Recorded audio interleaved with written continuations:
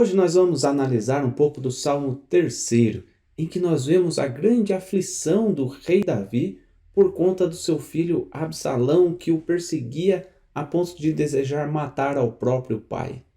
Como nós lidamos com conflitos familiares com os nossos filhos? Como nós lidamos com as situações corriqueiras dentro da nossa casa, eu e meus filhos?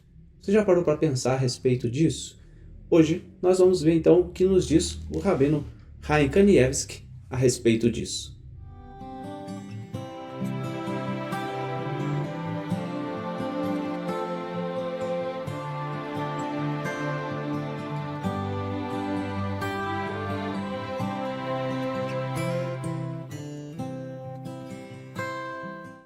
Olá meus amigos, Shalom Aleichem, sejam todos bem-vindos mais uma vez ao canal da Sinagoga Havat Chesed. E aqui a gente está falando sobre os Salmos de Davi. Nessa playlist nós queremos abordar os conselhos do Rabino Chaim Kanievsky dentro de cada um dos Tehillim. E antes da gente entrar propriamente no Salmo, nesse capítulo 3 é importante a gente entender que em todas as gerações haverá conflito. Conflito de pais e filhos, maridos e esposas, patrões e empregados, e cada vez mais esses conflitos tendem a se ampliarem a cada nova geração. Por quê? Porque quanto maior a diferença de idade, por exemplo, entre pai e filho, então se você tem um filho aos 40 anos, quando seu filho tiver 15 anos, você já vai ter quase 60, 55 anos. É uma distância muito grande. E como o mundo muda muito rapidamente nos dias atuais, as gerações passam por mudanças radicais a cada ciclo de 10, 20 anos, é claro que isso vai gerar conflitos. Como nós lidamos com esses conflitos?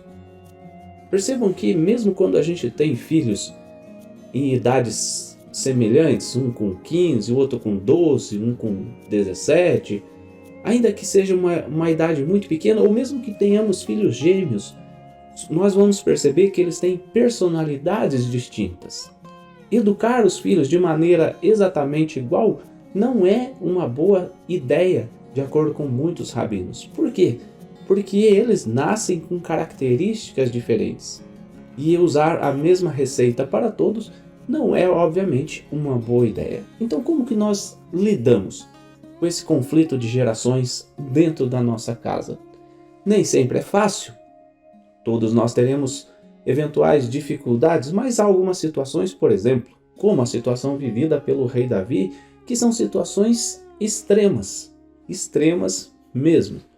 Vamos ouvir então o Salmo de número 3 na voz da Eliana, e você pode assistir a playlist com todos os salmos, clicando aqui em cima no card que nós vamos deixar. Mas fique com a leitura do Salmo 3 agora.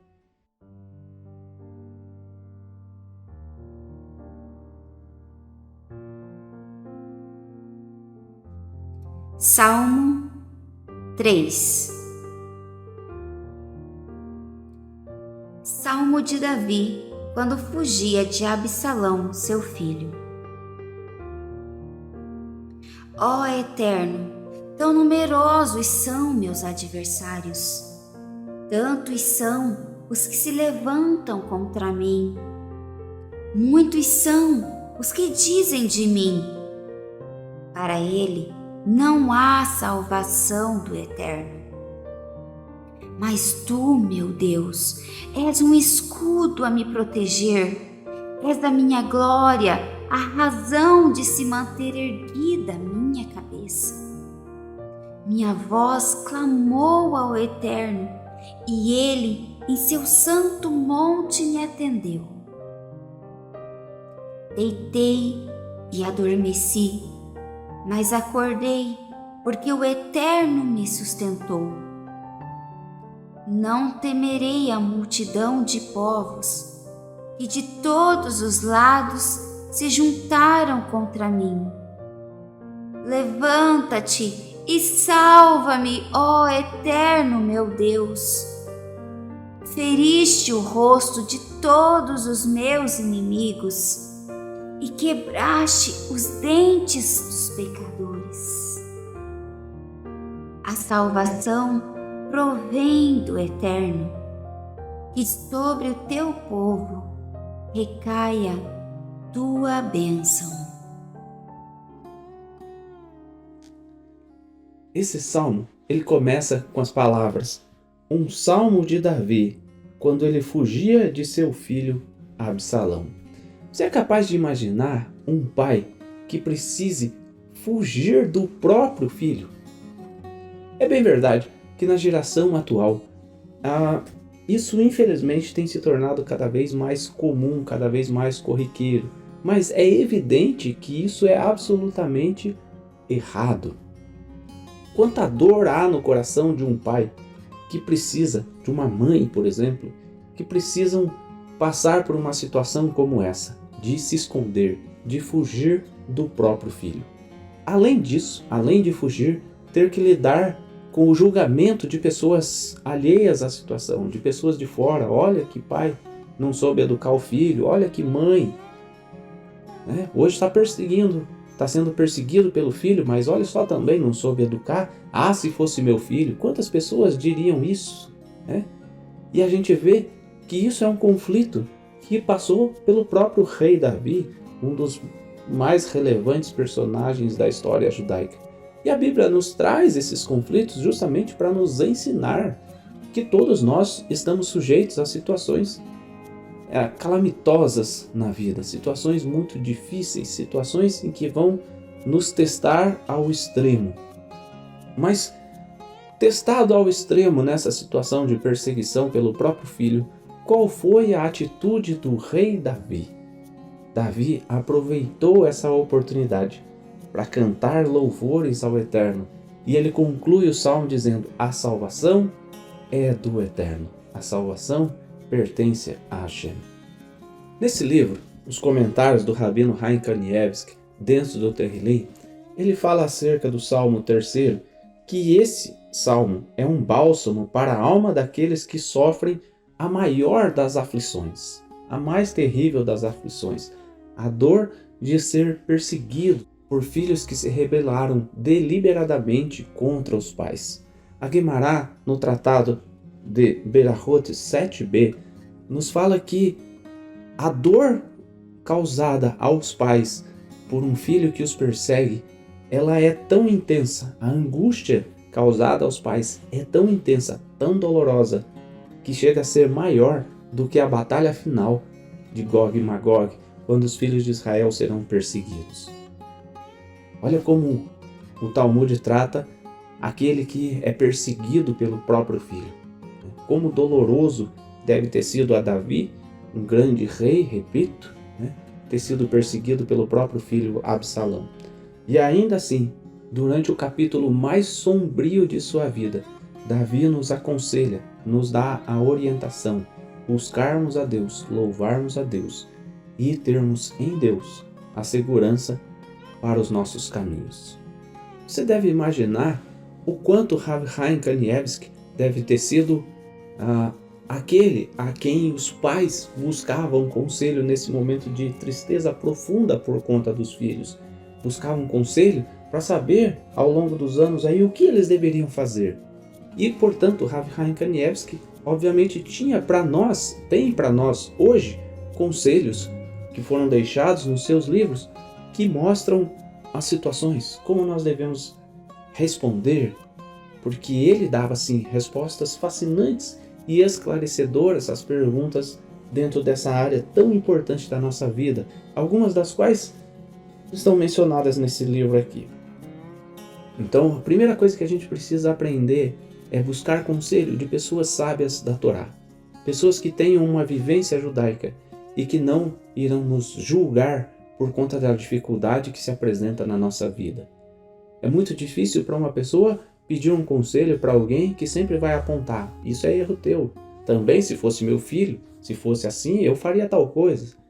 Quando você busca um conselho, você não quer alguém que venha com uma reprimenda na sua vida, mas você quer alguém que entenda a sua dor e que possa te orientar de maneira positiva, ainda que seja corrigindo os seus erros.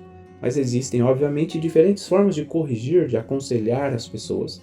E Chaim Kanievsky, com uma vida de amor ao próximo, aliás, ele fala disso nesse capítulo, uma vida de amor ao próximo nos ensina o quanto é relevante nós sabermos julgar e aconselhar as pessoas.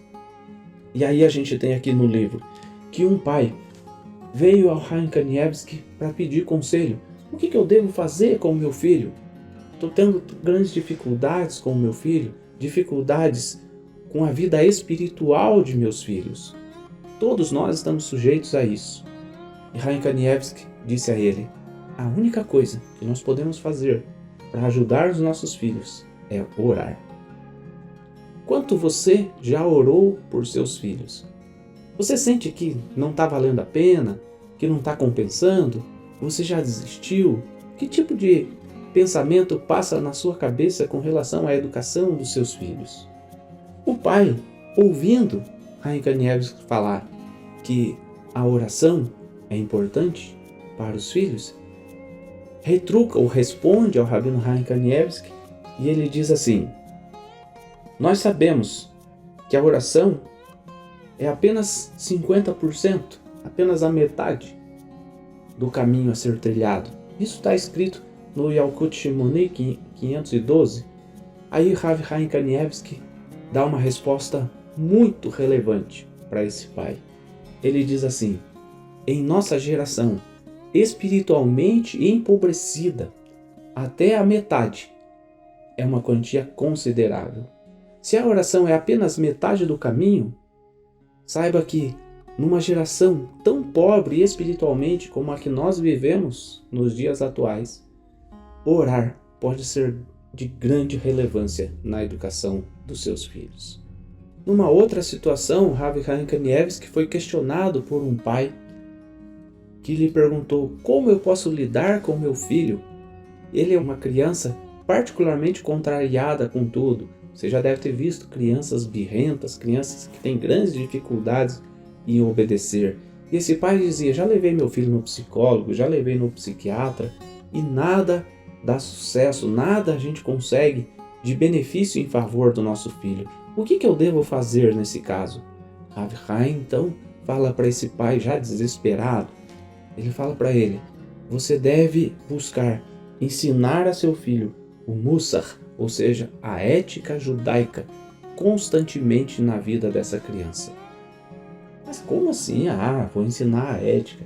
Não perca nenhum dia, nenhuma oportunidade de mostrar como a ética judaica pode ser relevante na vida dos seus filhos. Você não pode perder nenhum dia a respeito disso.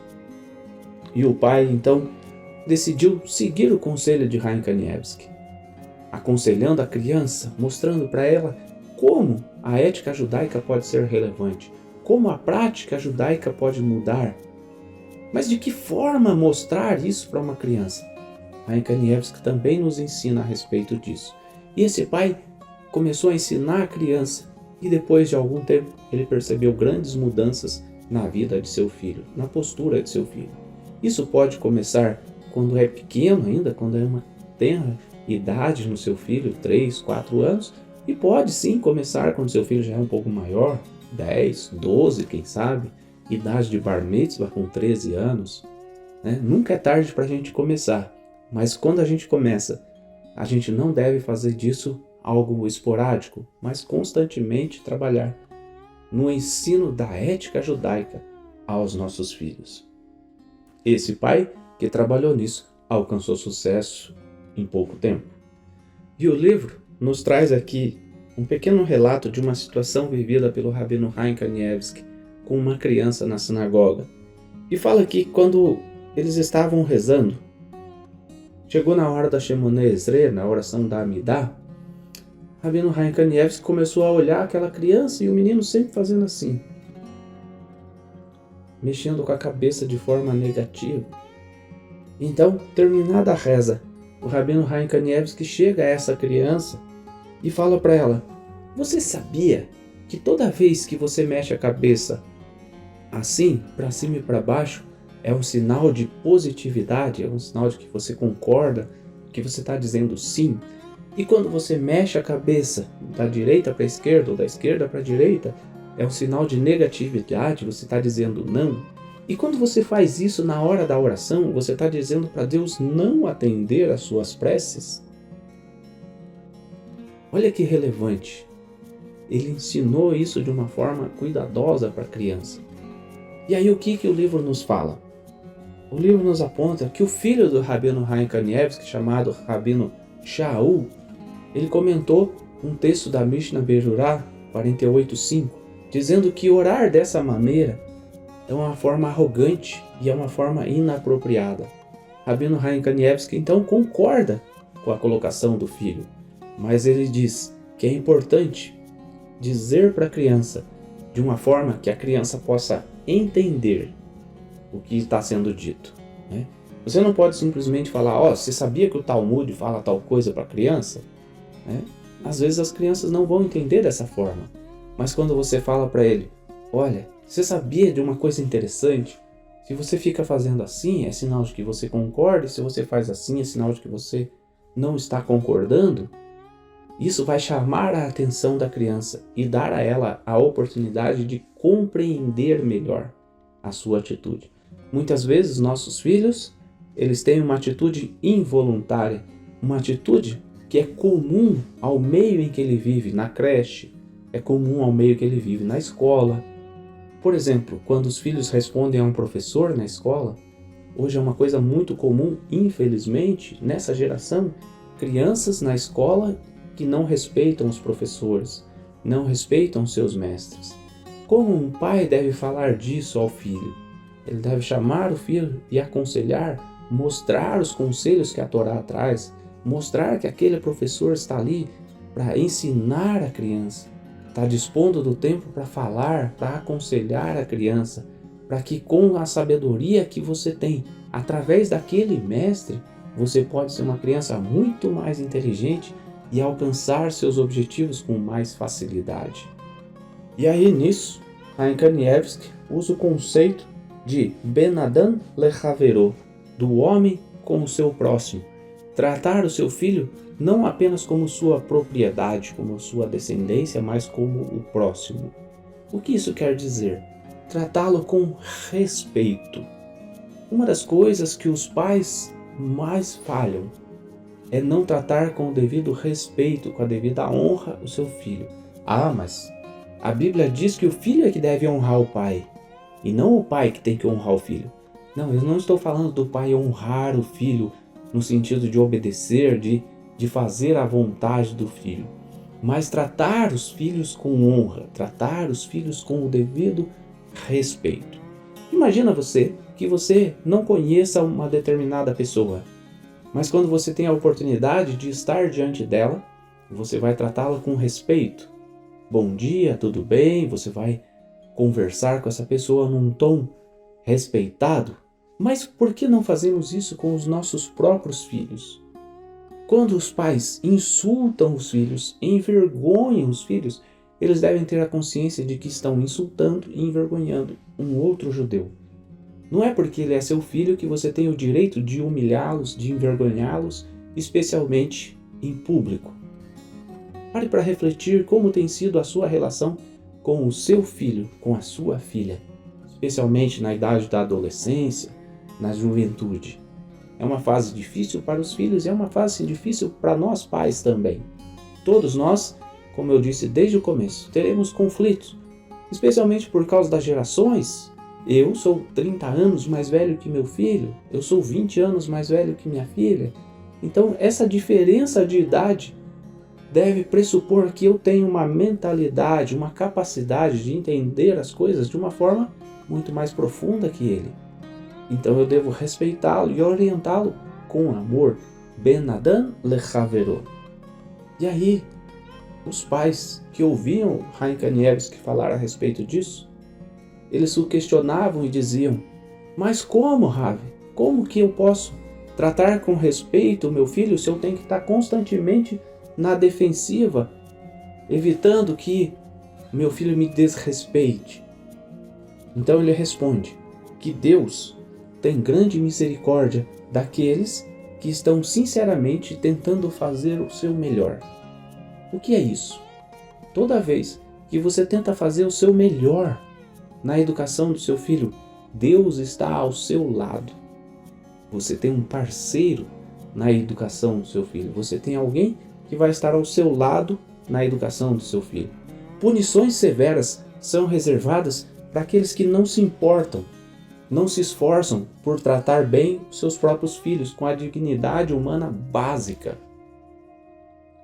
Então Deus castiga você quando você não trata os seus filhos com dignidade, com respeito. Isso não quer dizer que você não deva corrigi-los, mas que você deve ter o respeito pelos seus filhos, pela individualidade. Obviamente, por outro lado, aqueles que se esforçam por tratar o filho com dignidade, com honra, acabam recebendo a ajuda do Eterno. Existe um texto na Brit Hadashah em que Shaul HaShaliach nos aconselha, e ele diz lá em Efésios capítulo 6, versículo 4: Vós, pais, não provoqueis vossos filhos à ira, mas criai-os na disciplina e na admoestação do Senhor. Isso nada mais é do que o conselho dado pelo Rabino Chaim Kanievsky nos dias atuais para a nossa geração. Criar os filhos na disciplina, na admoestação, no conselho do Eterno, mas não provocar a ira nos filhos. Isso nada tem a ver com a situação do rei Davi, tá? Apenas o Rabino Chaim Kanievsky nos aconselha que nós devemos buscar fazer o melhor, tratar os nossos filhos com respeito, com dignidade, porque aí Deus estará ao nosso lado nesse processo de restauração da relação. Quando você trata os seus filhos com respeito, procurando não ferir os sentimentos deles, mas focar a sua atenção em resolver o problema. Quando você foca a sua atenção no problema, você deixa de atacar a outra pessoa. Você ataca o problema, corrige o problema. E isso torna a relação muito mais firme, muito mais estável, muito mais fiel diante das pessoas, tá? Quando você diz para o seu filho, por exemplo, você tem que me obedecer porque eu sou seu pai. Você tem que me obedecer porque quem manda aqui sou eu. Então, isso não gera um pensamento positivo no filho, mas você conquista a obediência, o respeito, a honra, o temor do seu filho através de uma relação amorosa e não dizendo quem manda aqui sou eu. Agindo com respeito, com bondade, quem sabe nós possamos contar com a bondade e a ajuda do próprio Eterno nos pequenos conflitos que nós temos diários, ou semanais, ou mensais, ou anuais com os nossos filhos. E que nunca, meu desejo é que nós nunca cheguemos a passar pela tristeza da dor do rei Davi ao ser perseguido por seu próprio filho. E lembre-se que o rei Davi, mesmo no seu grande momento de angústia, no seu capítulo mais sombrio da sua vida, ele louvava a Deus. E Davi dizia: Ladonai Hayeshua alamecha verhatecha selah. Do Senhor é a salvação, e sobre o seu povo recai a sua bênção. Salmos capítulo 3. Essa é a conclusão. Que nas dificuldades nós saibamos confiar em Deus, continuar louvando a Deus e demonstrarmos respeito para com os nossos filhos. Isso não vai impedir que tenhamos conflitos, mas vai fazer com que nós tenhamos consciência de que esses conflitos podem ser resolvidos através do respeito e através do amor. Tá bom? Se você gostou, eu peço para você mais uma vez, deixe seu like, inscreva-se no canal, ative os sininhos das notificações para continuar acompanhando a playlist dos Salmos, todas as outras playlists que nós temos no canal. Aliás, você pode clicar aqui em cima e ouvir ou assistir a leitura de todos os 150 salmos e que a palavra do salmista Davi possa te inspirar a servir melhor ao Eterno. Que Deus te abençoe e a gente se vê no próximo vídeo. Shalom.